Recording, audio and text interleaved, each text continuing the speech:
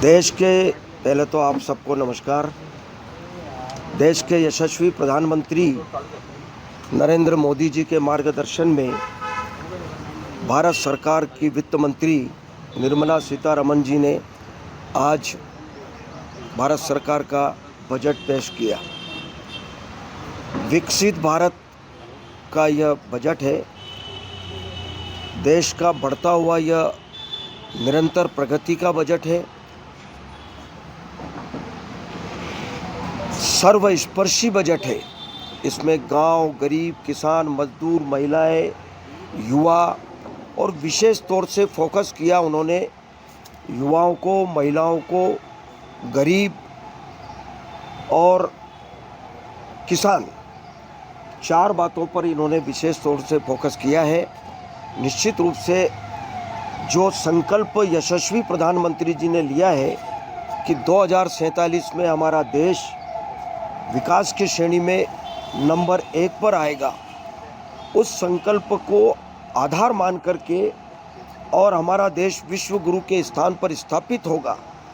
आने वाले वर्षों में 2047 में जो 25 वर्षों का जो रोड मैप बनाया है, उन सबको आधार मान करके उनको सामने रख करके यह बजट पेश हुआ है।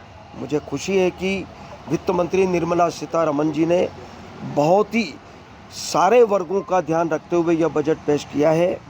अब सबसे महत्वपूर्ण बात यह है कि 12 लाख तक की जो इनकम जिनकी होगी उनको इनकम टैक्स अब नहीं लगेगा। पहले ये 7 लाख का था, 7 से बढ़ा करके उन्होंने 12 लाख का किया है।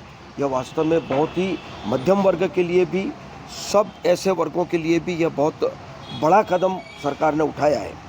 किसान क्रेडिट कार्ड में भी उन्होंने 3 लाख से बढ़ा करके 5 लाख का जो प्रावधान किया है, यह वास्तव में बड़ा एक ही महत्वपूर्ण प्रावधान उन्होंने किया है। और अगले 3 सालों में सभी जिलों में कैंसर के इलाज के लिए सेंटर प्रारंभ करेंगे। यह मुझे लगता है कि बहुत ही महत्वपूर्ण निर्णय लिया है, क्योंकि इस बीमारी से बहुत लोग ग्रसित थे और उनके बारे में यह निर्णय उन्होंने लिया है। एमएसएमई की सीमा को भी बढ़ा करके उन्होंने 5 करोड़ से बढ़ा करके उन्होंने 10 करोड़ किया है ऋण गारंटी का। और स्टार्टअप के लिए भी उन्होंने कर्ज की सीमा को 10 करोड़ से बढ़ा करके उन्होंने 20 करोड़ किया है। ऐसे प्रदेशों को जो पूंजीगत व्यय के लिए जो सरकारों को जो ऋण देने का प्रावधान था, 1.5 लाख करोड़ का जो उसको निरंतर किया, कंटिन्यू किया।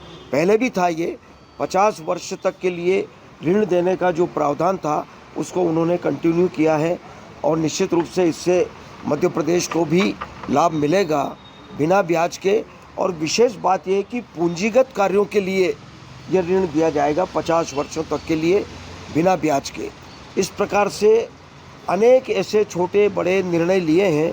बहुत लंबी सूची है पूरे देश के लिए। मुझे लगता है कि अभी बजट में बहुत सारे प्रावधान किए हैं, उनको अभी अध्ययन करने के बाद ही मुझे लगता है कि बताया जा सकता है। लेकिन इतना कह सकते हैं कि यह बजट जनहित का बजट है, जनता के लिए बजट है और देश को आगे बढ़ाने वाला बजट है, प्रगति का बजट है।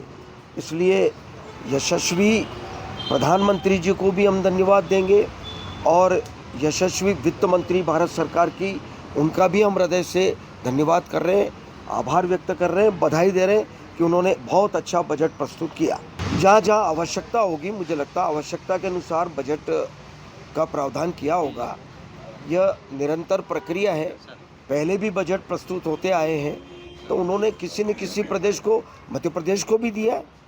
मध्य प्रदेश को भी जब पिछली बार केन बेतवा के लिए अपने को राशि उपलब्ध कराई थी, तो ये मुझे लगता है कि अगर कहीं आवश्यकता के अनुसार दिया होगा तो कोई नई बात नहीं।